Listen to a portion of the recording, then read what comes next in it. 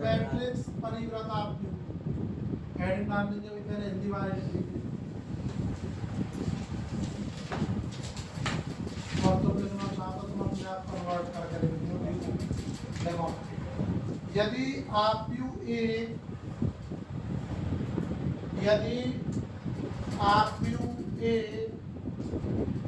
देखो matrix A comma M into N कोटि का आप क्यू है तो कोटि मतलब समझ रहे हैं ऑर्डर,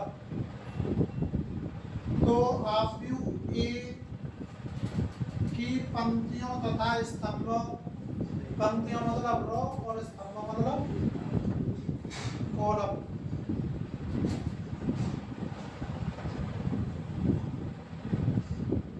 स्तंभों को परस्पर बदल दिया जाए, यानी जो रो है वहां तो कॉलम में लिख दे में और कॉलम में काय में लिख दे में रो में लिख दे में, मतलब एक चीज में कन्वर्ट करना, चाहे तो रो में कन्वर्ट करेंगे कॉलम में, चाहे कॉलम में कन्वर्ट करेंगे रो में, ठीक है भाई।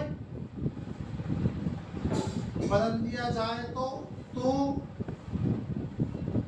आपयू ए का परिव्रत आपयू कहलाता है। यदि हम रो को कॉलम में चेंज करते हैं या फिर कॉलम को रो में चेंज करते हैं तो वो क्या कहलाता है, ट्रांसपोज ऑफ मैट्रिक्स। आगे बात समझ में नहीं आई? इसे ए डैश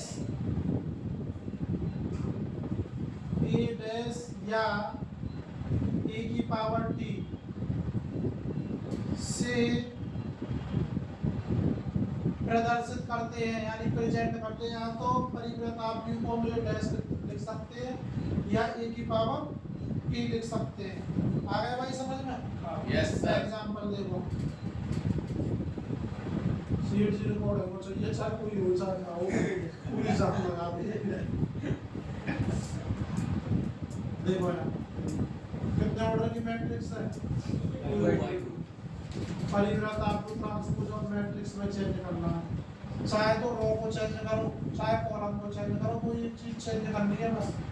तो क्या करते भाई, रो को चेंज करेंगे, रो को किस में बदलेंगे, कॉलम में। ये हो गया परिव्रत आपको। हाँ यार ना सेठ जी आगो प्रॉपर्टीज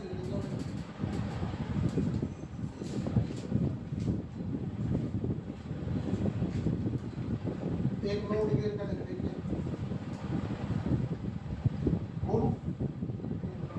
ट्रांसपोज ऑफ मैट्रिक्स यानी परिव्रत आपयू निकालते समय रो को कॉलम में आप लिख लो, रो को कॉलम में या कॉलम को रो में बदलते हैं। कोई भी एक काम करना है ध्यान रखना, चाहे तो रो को ही चेंज करना चाहे कॉलम को ही चेंज करना, ठीक है भाई।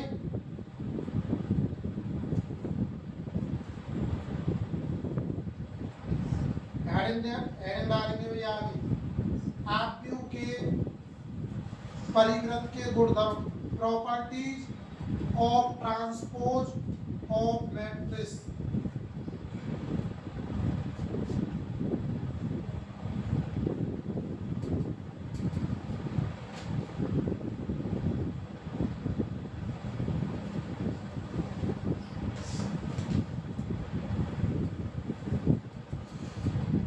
लिख देंगे भाई, ए डैश का होल डैश बराबर है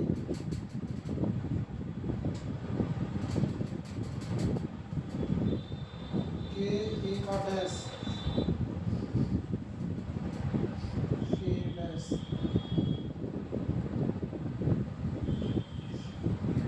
ए प्लस बी का होल डैश बराबर ए डैश प्लस बी डैश। छोड़ दिया भाई, ए माइनस बी का होल डैश बराबर ए डैश माइनस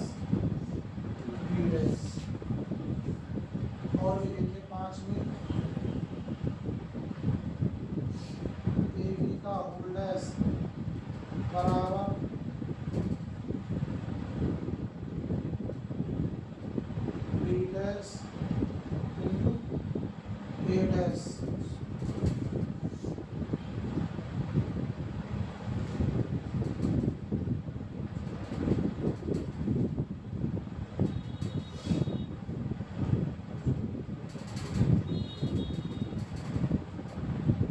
हो गया। अगली हेडिंग ले लीजिए भाई, सममित आव्यूह यानी सिमेट्रिक मैट्रिक्स।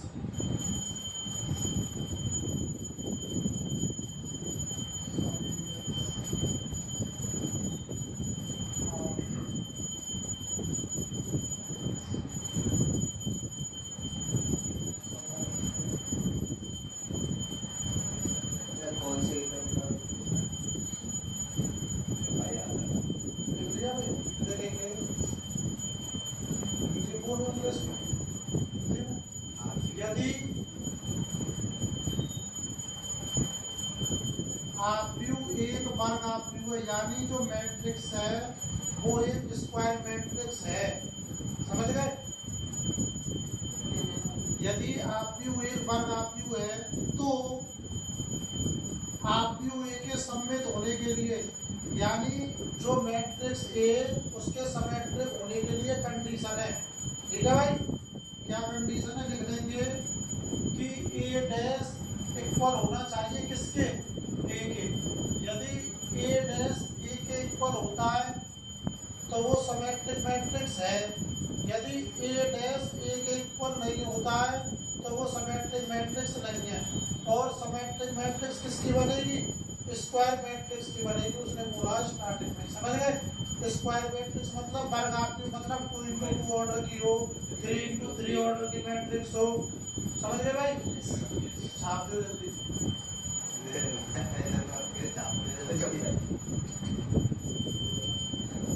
एग्जाम्पल ले लेंगे।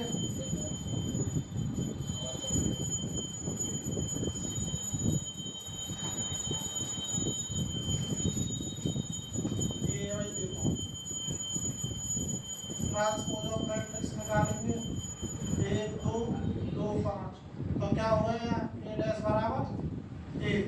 तो ये है या नहीं है भाई सिमेट्रिक मैट्रिक्स है। आ गया समझ में। हाँ भाई सीट लिया है ना। हाँ अब एक नोट लिखेंगे भाई स्क्वायर मैट्रिक्स के लिए। ये तो तब है जब 2 into 2 ऑर्डर की मैट्रिक्स हो। नोट लिखेंगे, बोलो। यदि एक वर्ग आव्यूह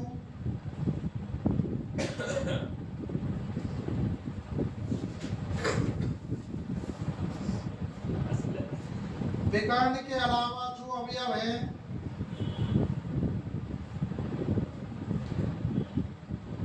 विकर्ण मतलब बोलते हैं जो डायगोनल के अलावा, जो डायगोनल है, ये डायगोनल के अलावा जो एलिमेंट है, जो अवयव है वो अपोजिट अवयव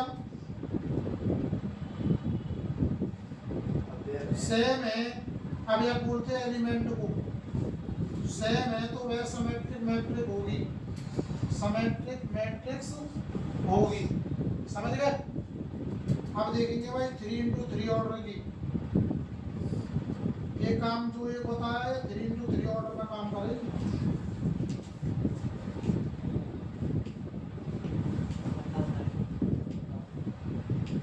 देखो एग्जाम्पल,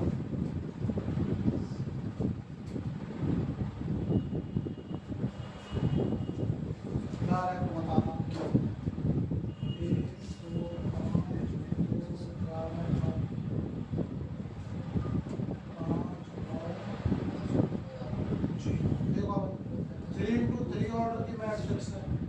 और तुमको डायरेक्ट बताना है कि ये सिमेट्रिक मैट्रिक्स है या नहीं। ये तो फॉर्मूला है, ये कि ये डैश बराबर ये कर दो तो भी सिमेट्रिक मैट्रिक्स होगा। ये देखो डायरेक्ट, ये जो एलिमेंट है काय के अलावा जो हमारा डायगोनल है, डायगोनल के अलावा जो एलिमेंट है वे कैसे होने चाहिए, सेम होने चाहिए। तो वैसे में देखो जैसे 2 और 2 है, 5 और 5 और 9 है, तो क्या होगा ये सिमेट्रिक मैट्रिक्स। डायरेक्ट देख सकते हैं इस तरीके से।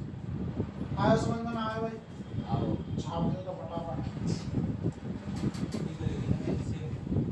तो ये हो गया ए डैश बराबर, ये निकालना चाहे तो निकाल के देख सके हैं। ये तो दही ना को या कोई डैश निकाल लियो transpose of matrix A dash बराबर है आएगा तो सिमेट्रिक मैट्रिक्स ना सीधी समझ में बता दे ना आएगी ना जाएगी तेरे ऊपर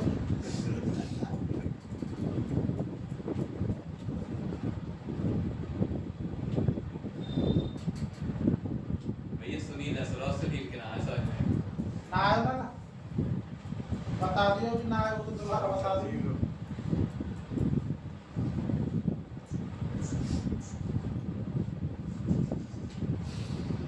अगली है ना ये देंगे भाई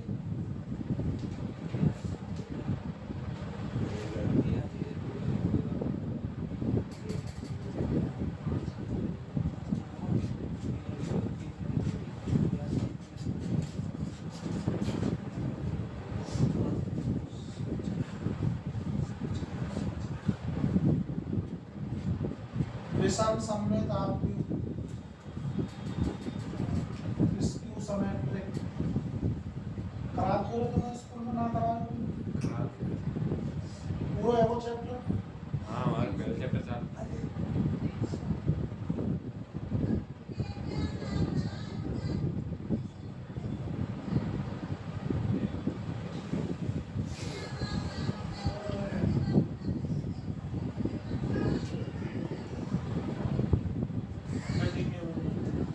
यदि आप्यू ए यदि आप्यू ए एक वर्ग आप्यू है यानी जो मैट्रिक्स हमको दी हुई है वो एक स्क्वायर मैट्रिक्स है आप्यू है तो आप्यू ए के विषम सममित होने के लिए विषम सममित बोलते हैं स्क्यू सिमेट्रिक होने के लिए यानी स्क्यू सिमेट्रिक के लिए जरूरी है जो हमको मैट्रिक्स दी है वो पहले क्या हो स्क्वायर मैट्रिक्स हो वो स्क्वायर मैट्रिक्स होगी तभी हम चेक कर सकते हैं कि वो स्क्यू सिमेट्रिक है या नहीं समझ गए भाई यदि वो स्क्वायर मैट्रिक्स नहीं है तो वो स्क्यू सिमेट्रिक चेक नहीं कर सकते कि है या नहीं तो स्क्यू सिमेट्रिक होने के लिए वही कंडीशन है a डैश इक्वल माइनस ए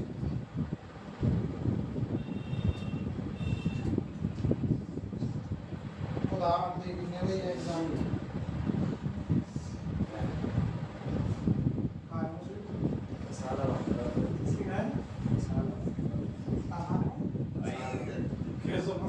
मसाले जो मैं देखो ये जो मसाला पहले निकाल दो भाई इसका ए डैश कहा होगा वो डैश 0 1 -1 0 माइनस कॉमन आ जाएगा पूरे से 0 1 -1 0 सही है तो ये किसके बराबर था हमारा ए के बराबर था ए डैश बराबर आ गया क्या माइनस ए कटेगा स्क्यू समय आका समझ में ना है बाद में खींच रहे पीछे भैया गैस जोड़ के कर लोगे यार तेरे भाई से बात नहीं करें गलती हुई आपसे समझ जाती